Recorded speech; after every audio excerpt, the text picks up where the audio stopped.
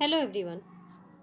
आप सभी एमए के स्टूडेंट्स के लिए ये जानकारी है, इंफॉर्मेशन है या फिर सिलेबस है। जो भी एमए सोशलॉजी के स्टूडेंट्स हैं जिन्होंने एमए फर्स्ट सेमेस्टर में एडमिशन लिया है उनके लिए भी, और जिन्होंने जो थर्ड सेमेस्टर में आए हैं उनके लिए भी। सेकेंड सेमेस्टर और फोर्थ सेमेस्टर तो मिड हाफ के बाद चलता है। जैसे अब फ़िलहाल टाइम किसका है, सेकेंड सेमेस्टर और फोर्थ सेमेस्टर का टाइम आ चुका है। जब स्टार्टिंग हुई थी फर्स्ट सेमेस्टर की और थर्ड सेमेस्टर की, तब मैंने उनके सिलेबस को डाला था।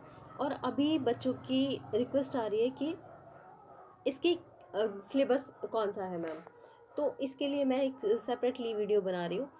यहाँ पे सिर्फ पेपर्स के नाम दिए हुए हैं, आपका कोर्स किस तरह का रहेगा किस तरह का नहीं, क्योंकि बहुत सारे बच्चों को तो ये नहीं पता होता कि जो सेमेस्टर सिस्टम होता है उसमें कोर्स किस तरीके से चलते हैं।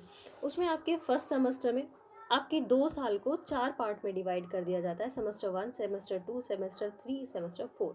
ठीक है, फर्स्ट सेमेस्टर में आपके 4 पेपर हैं, 4 paper, course 1, course 2, course 3, course 4। ऐसे ही इसके एंड में, end of the first semester, आपको एक प्रैक्टिकल एक्सरसाइज दी जाती है जिसका कि वाइवा होता है। ठीक है, एंड वाइवोसी। और फिर होता है सेकेंड सेमेस्टर। सेकेंड सेमेस्टर में कोर्स 5, 6, 7 और 8 को पढ़ाया जाता है। और इसके एंड में फिर से क्या होता है, प्रैक्टिकल एक्सरसाइज एंड वाइवा होता है, वाइवोसी। ठीक है, फिर थर्ड सेमेस्टर होता है, तो थर्ड सेमेस्टर में कोर्स 9, 10, 11, 12। ठीक है, और ये सेमेस्टर एंड हो जाता है तो इसमें भी फिर से प्रैक्टिकल एक्सरसाइज आपकी होती है। तो अब फाइलें नहीं बनवाई जाती, पहले बाकायदा अच्छी खासी फाइलें भी बनवाई जाती थी। लेकिन कुछ बच्चे ऐसे होते हैं जिनको इंटरेस्ट नहीं होता इन चीज़ों में, तो वो नहीं बनाते। ठीक है, तो इसीलिए इसको कंपल्सन नहीं रखा है। जिसको एक्सरसाइज करनी है या फिर जिसको रिसर्च करनी है आगे चल के, तो वो लोग अपनी फाइलें बना लेते हैं। फाइल इन द सेंस अपनी प्रैक्टिकल एक्सरसाइजेज को पूरा करते हैं। या फिर जिसको रिसर्च वर्क नहीं करना होता तो वो सीधे सीधे अपने वाइवा देते हैं। ठीक है, इसी तरह से फोर्थ सेमेस्टर होता है। फोर्थ सेमेस्टर में आपका आएगा कोर्स 14, 13, 14, 15 और 16। कुल मिला के आपके ये 16 पेपर होते हैं जो आप पूरे 2 साल में पढ़ते हो। ठीक है, और ये सभी पेपर्स 100 मार्क्स के होते हैं according to CCS university Meerut. ठीक है, इसमें 100 मार्क्स के आपके पेपर हो गए। 4 पेपर हर सेट में होते हैं और हर सेट में 100 मार्क्स का होता है आपका प्रैक्टिकल एक्सरसाइज। ठीक है, तो 500 मार्क्स का आपका एक सेमेस्टर होता है। 1000 मार्क्स में से आपको 1 ईयर में मार्क्स मिलते हैं। ठीक है, तो 2 साल आपके 2000 मार्क्स में से आपके अभी ये CCS यूनिवर्सिटी से मार्क्स दिए जाते हैं। ठीक है, इन कोर्सेज को के नाम भी एक बार देख लेते हैं। ये है sociological concept, classical thinkers, methodology of social research, and fourth है रूरल सोशलॉजी कॉन्सेप्ट्स। ठीक है, रूरल सोशलॉजी के जो कॉन्सेप्ट्स हैं उनको क्लियर कराया जाता है। फिर है आपका course 5, basic statics computer application in social research. ठीक है, 6 है आपका न्यू क्लासिकल थ्योरीज। इनका जो सिलेबस है वो पढ़ा है ऑलरेडी। ठीक है, न्यू क्लासिकल थ्योरीज का भी सिलेबस डाल रखा है मैंने ऑलरेडी चैनल पर। फिर है कोर्स 7, ये है social change process and theories. Course 8 है rural development concepts and dimensions. ठीक है, जिसका नहीं है सिलेबस तो आप मुझे कमेंट बॉक्स में डाल सकते हैं, बोल सकते हैं, लिख सकते हैं, तो मैं उसका भी डाल दूंगी सिलेबस। ठीक है, और फिर है आपका 8 के बाद 9 है आपका मॉडर्न सोशलॉजिकल थ्योरीज। 10 है एक्सप्लेनेशन इन सोशल साइंस। 11 है सोशल चेंज इन इंडिया। फिर 12 है आपका works of a classical contemporary modern sociologist. Okay, अब आपका आता है यहाँ पे कितने खत्म हो गए, 12, 13, 14, 15, 16। अब आया 13 में आएगा आपका सोशलॉजी इन इंडिया।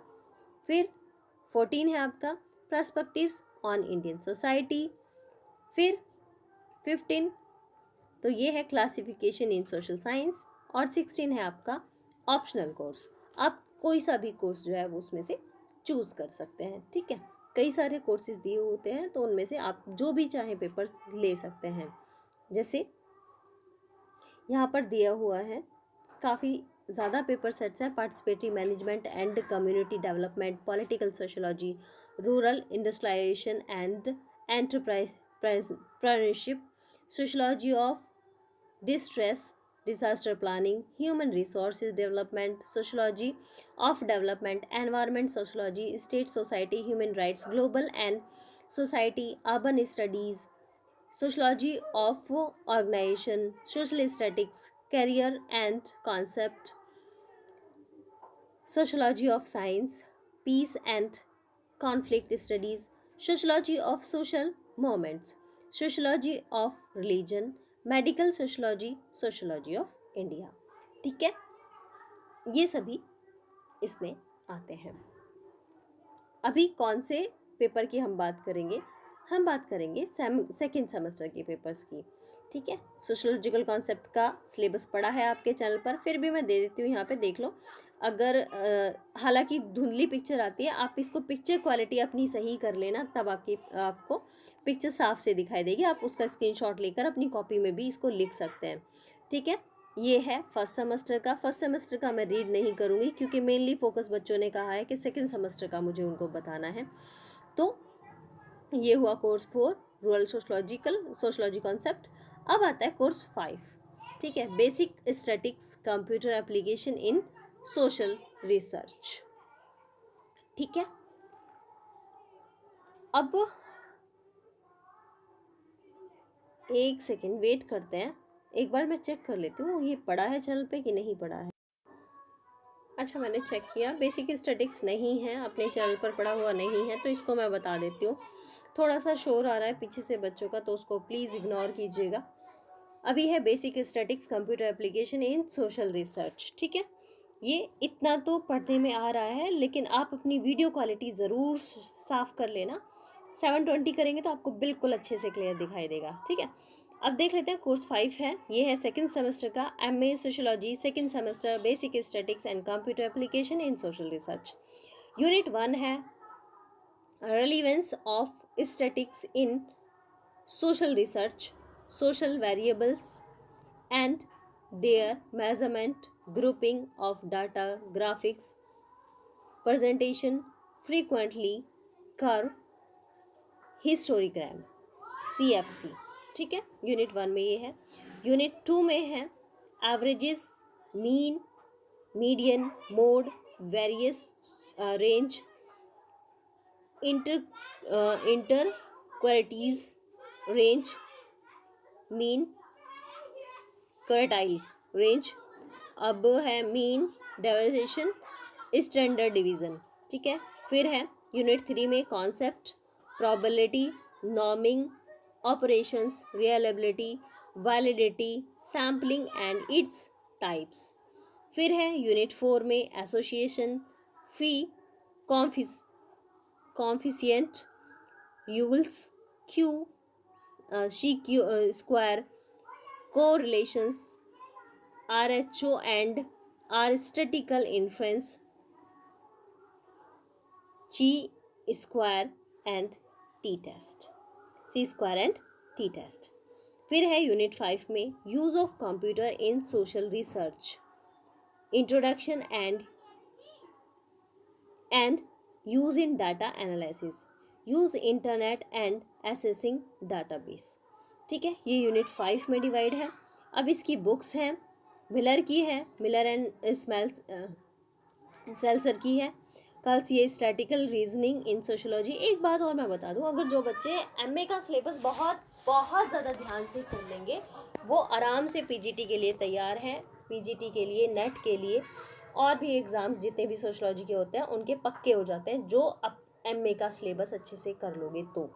फिर है बजाज एंड गुप्ता की है एलिमेंट्स ऑफ स्टैटिक्स, हेनरी की है 1981 में statics and psychology and education. उसके बाद है शिपमैन मार्टिन की the limitations of social research.